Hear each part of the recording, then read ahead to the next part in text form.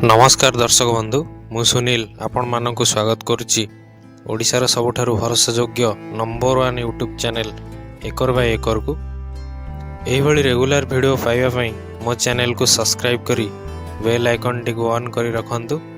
सर्वप्रथम वीडियो पाइबा पई मु ओ मो टीम सब बेले आपण मानक पई आनि देउ एमिति गुरुत्वपूर्ण वीडियो।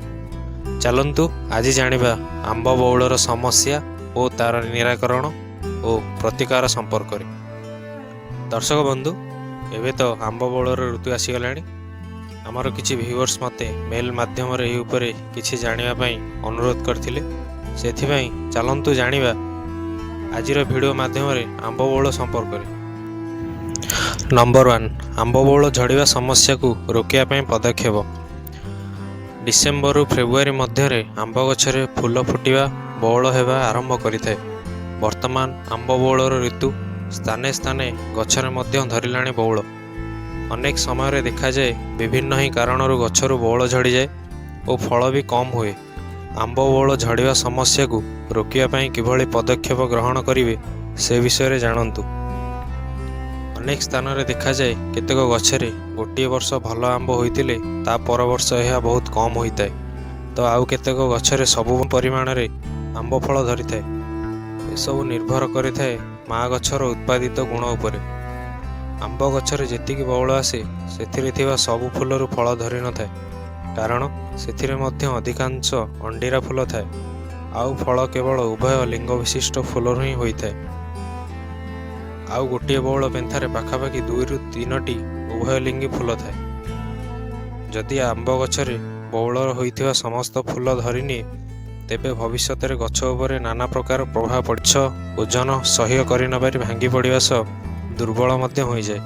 फल रे परवर्ती वर्ष रे गछरे आदौ फल धरि न थाए। जदि धरे जोत देव फल छोट होई थाए। आंब गछरे साधारणतः फूल एवं फल प्रारंभिक अवस्था रे फल झड़िया पर्याय गुड़िक। नंबर 1 पिन कंटा मुंड आकार अवस्था रे फल झड़ी जिया। चना बा मटर चना अवस्था रे फल झड़े। मे मासरे फल झड़ा प्राथमिक अवस्था रे फल झड़े जिवा विशेष क्षतिकारक नुहे, किंतु मटर चनार परवर्ती पर्याय एवं मे मासरे काल बैशाखी एवं पवन भई फल झड़ी गले विशेष भाव में क्षति होइथाय। नेक्स्ट कारण विभिन्न हार्मोन रो भारसाम्य अभाव, अणुसारर अभाव, खाद्य सारर अभाव, अनियमित जलसेचन, पराग संगम रे बाधा, भ्रूण अवस्था रे गर्भपात, बौल धरिवार पाखापाखि 3 सप्ताह मध्य फूल गुड़िक चना आकार होइथाय, किंतु आंबर परपराग संगम द्वारा फल धरुथिबारु फूल खोलिया समय बगीचा रे यथेष्ट परिमाण रे अंडीरा फूल रहिथिबा दरकार। एही समय रे बगीचा रे यथेष्ट परिमाण रे महुमाछी रहुथिबा दरकार। एही समय रे कीटनाशक सिंचन करिवा द्वारा बगीचा रे महुमाछी एवं माछीक संख्या मध्य कमी जाए। तेणु यही समय रे आंब बगीचा रे कीटनाशक सिंचन करा नजिबा ही सबुठारु भल अटे। नेक्स्ट आसंतु जानिबा किछि आंब किसम संपर्क रे। किछि किसमर गछरे फूलरु पराग संगम हुए नाही, तेणु पराग संगम पई अन्य किसम दरकार होइताय।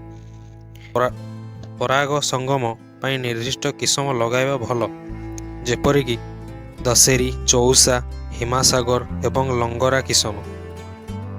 दशेरी सह चौसा किसम लगाइले भल फल धरे।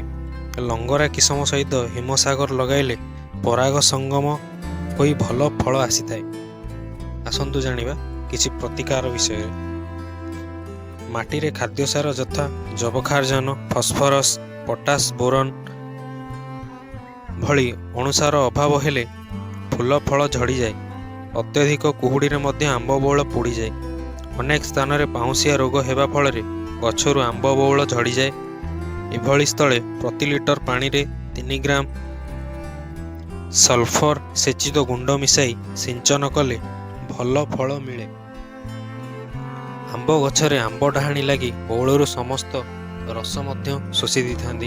यह अनेक समय रे देखा जाइथाय। आपण माने भी आंब डाहाणी विषय रे भी जानिथिबे, तेणु ताकू आमे किभली निराकरण करिया।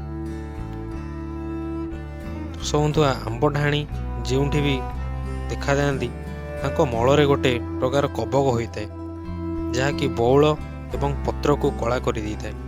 ଏଥିରୁ ଆମ୍ବ ଗଛକୁ ସୁରକ୍ଷା ଦେବା ପାଇଁ ଡାଇକ୍ଲୋରୋଭସ୍, ଆଉଥରେ ଶୁଣି ନିଅନ୍ତୁ, ଡାଇକ୍ଲୋରୋଭସ୍ 2 ଲିଟର ପାଣିରେ 1 ମିଲି କିମ୍ବା ପ୍ରତି ଲିଟର ପାଣିରେ 2 ମିଲି ମାଲାଥିଅନ୍ ମିଶାଇ ସନ୍ଧ୍ୟା ସମୟରେ ସିଞ୍ଚନ କରନ୍ତୁ, ଯାହାଦ୍ୱାରା ଆମ୍ବ ବଉଳ ଏବଂ ଯାହା ଆପଣଙ୍କର ମଟର ଦାନା ସଦୃଶ ଆମ୍ବ ହେଇଥିବ ସେଥିରୁ ରକ୍ଷା ପାଇ। ଚାଲନ୍ତୁ ଜାଣିବା ନେକ୍ସଟ। ଗଛର ହର୍ମୋନ ଅଭାବ ହେଲେ ମଧ୍ୟ ଫଳ ଝଡ଼ିଯାଏ। ପ୍ରତି 15 ଲିଟର ପାଣିରେ 4 ରୁ 5 ମିଲି ପୁନେଫିକସ୍ ଆମ୍ବ ମଟର ଚଣା ଅବସ୍ଥାରେ ଥିବା ସମୟରେ ସିଞ୍ଚନ କଲେ ଫଳ ଝଡ଼ା କମିଯାଏ। ଏଥିସହିତ ନିୟମିତ ଭାବରେ ଗଛରେ ଜଳସେଚନ ହେବା ମଧ୍ୟ ଦରକାର। ଦର୍ଶକ ବନ୍ଧୁ, ଏହା ଥିଲା ଆମ୍ବ ବଉଳର ନିରାକରଣ ଏବଂ ପ୍ରତିକାର ସମ୍ପର୍କରେ ମୁଁ ଆପଣଙ୍କୁ ଆଜିର ଏହି ଭିଡ଼ିଓରେ କହିଲି।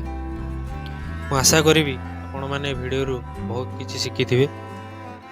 ଦର୍ଶକ ବନ୍ଧୁ, ଆଜି ପାଇଁ ତ ସମୟ ହେଇଗଲାଣି। ଦେଖାହେବା ଏକ ଖୁବ୍ ଶୀଘ୍ର ନୂତନ ଭିଡ଼ିଓ ମାଧ୍ୟମରେ। ଆପଣମାନେ ବି କମେଣ୍ଟ ବକ୍ସରେ ଜଣାନ୍ତୁ ଭିଡ଼ିଓ ଆପଣଙ୍କୁ କେମିତି ଲାଗିଲା ଏବଂ ଆପଣଙ୍କର ମତାମତ ବି ଦିଅନ୍ତୁ। ଆଗକୁ କେଉଁ ଟପିକ୍ ଉପରେ ଭିଡ଼ିଓ ଆଣିବା ତାହା ମଧ୍ୟ କମେଣ୍ଟରେ ଲେଖନ୍ତୁ, ମୁଁ ଆପଣଙ୍କୁ ଉତ୍ତର ଦେବା ପାଇଁ ଚେଷ୍ଟା କରିବି। ରହୁଛି, ନମସ୍କାର, ଜୟ ଜଗନ୍ନାଥ।